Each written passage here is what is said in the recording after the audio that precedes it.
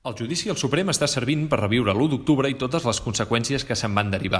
El referèndum, que havia de ser vinculant i la condició indispensable per declarar la independència, suposa ara un capital polític inqüestionable que no s'acaba de traduir en accions concretes ni al govern ni al Parlament.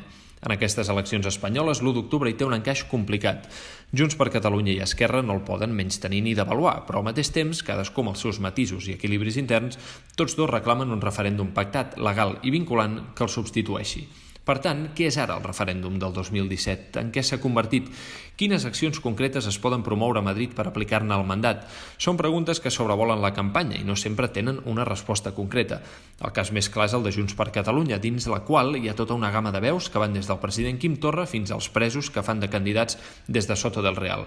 Torra, per exemple, insisteix que el Congrés s'hi ha d'anar amb la República Catalana com a principal objectiu a l'hora de negociar. Els presos, per ara, diuen que n'hi ha prou no tombant el referèndum i Puigdemont parla més d'aquesta segona via que no pas de la de Torra. En els últims dies, de fet, Junts per Catalunya ha anat elevant el to de la reivindicació independentista com una altra manera de desgastar Esquerra. Els missatges implícits es basen en que els republicans ja han donat un xec en blanc a Pedro Sánchez. Aquí tenen més ganes d'investir que no pas a Puigdemont. Esquerra, però, segueix ignorant les crítiques del que anomena espai convergent i els desitja uns bons resultats. Sigui quina sigui la força de l'independentisme al Congrés, el mandat de l'1 d'octubre té una difícil traducció pràctica.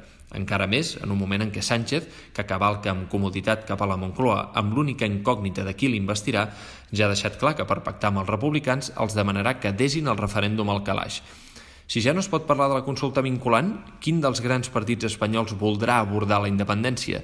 Aquesta és la principal pregunta per a l'independentisme en una campanya que ha constatat com l'epicentre del procés s'ha desplaçat del Parlament al Congrés dels Diputats.